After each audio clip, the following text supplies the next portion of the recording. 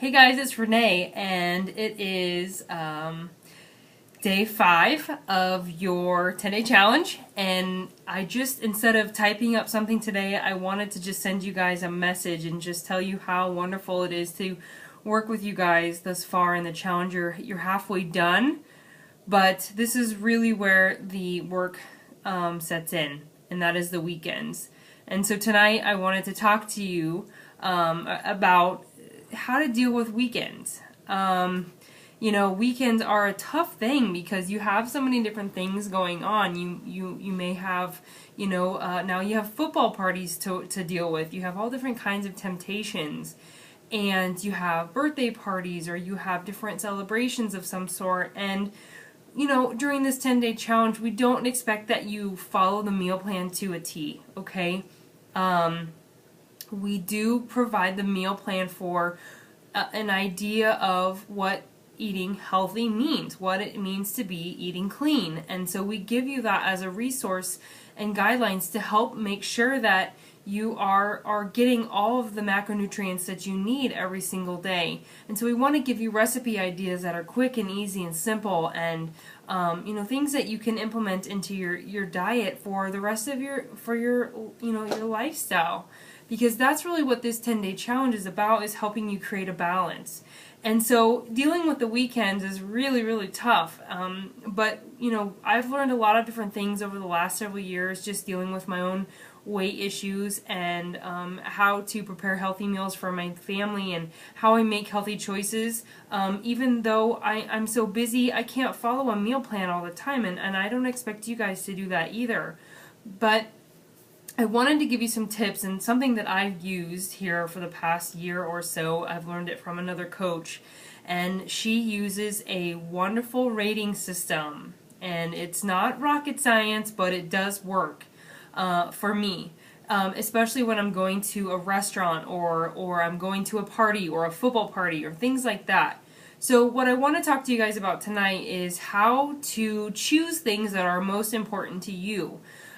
We use a rating scale of 1 to 10, 10 being something that you absolutely just must have it, and a 1 being, it's there, but I don't need to have it. I don't crave it. It's not something that's really, really important or something that I crave. So what I want you guys to do is think about when you go to a football party, let's just use that for instance, and there's buffalo wings, and there's dip, and there's chips, and there's cookies, and there's, all different kinds of different concoctions at these parties. What I want you guys to do is write down what are the things that are of a 9 and a 10 for you, okay? If a cookie or a brownie is a 10 for you, then go ahead and have the brownie or the cookie or the cake, whatever it is. If that's a 10, I want you to have it. But if you look at something like buffalo wings and just because they're there, don't go grab them. If they're a 5 for you, just skip them, okay? Don't even worry about it. If they're not a big thing for you, don't put them on your plate, because then you're less likely to eat them. So if you kind of think on that scale of what's most important to you and what is willing to sacrifice some of the calories for, then go ahead and have it, you guys. I just wrote an article this week for an online publication, and it was called Cheating versus Treating. And really, I don't like to use the word cheat anymore, because really, who are you cheating? You're not cheating anybody. You're cheating maybe yourself and your results, but you're not cheating, okay? You're not going to get in trouble for this. So it's treating yourself and realizing that if you're working very hard and you're exercising and you're doing as much as you can the rest of the week, once a week is okay. Twice a week is okay. But I want you to think about it as treating yourself. But the only things that you can treat yourself with are the things that are of a 9 or a 10.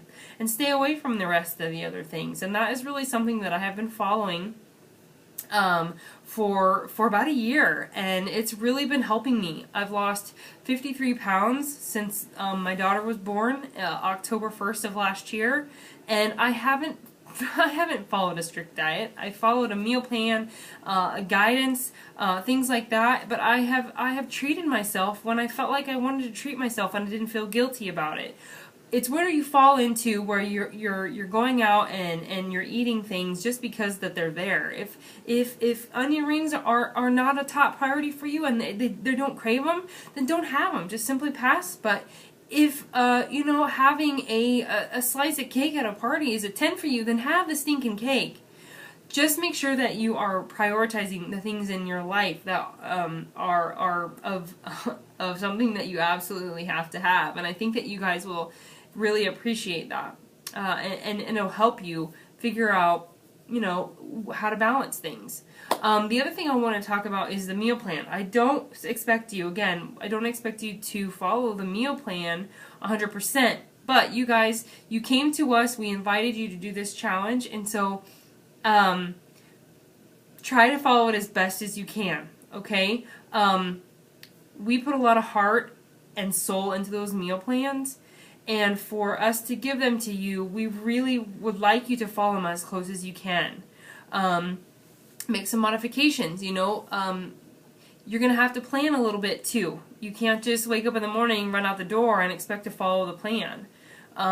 You have to put a little bit of preparation and planning into that. So what I challenge you guys to do over the weekend is sit down and look at that meal plan and write down what you're going to eat today, Saturday, Sunday, Monday, Tuesday, and Wednesday of next week. And I want you to write it down. What are you going to have for breakfast? What are you going to have for a snack in the middle of the morning? What are you going to have for lunch? What are you going to have a snack?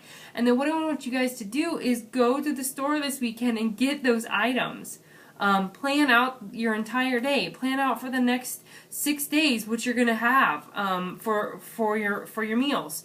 And 100% of it is planning and preparation. If you have things prepared, if you have chicken cooked up, if you have rice cooked up, if you have all the fruits and vegetables cooked up and prepared, you know, if you do it one night a week or twice a week, that will keep you on track better. Okay? So I want you guys to try to challenge yourself to follow that meal plan as close as you can. So those are the tips that I have for you guys. I hope that you enjoyed it. I'm sorry I'm a little scattered tonight, but I just wanted to make sure that you guys kind of got a good idea of how to deal with the weekends, and then I wanted to address the meal plan a little bit. If anything, you have questions, you can always post them in the or in the Facebook group. We're there to help support you, and I appreciate all the hard work you guys are doing, and I really want to see those numbers come in on next Thursday. So make sure that you're doing as best as you can with this challenge. Thanks again, guys. We'll talk to you soon. Bye-bye.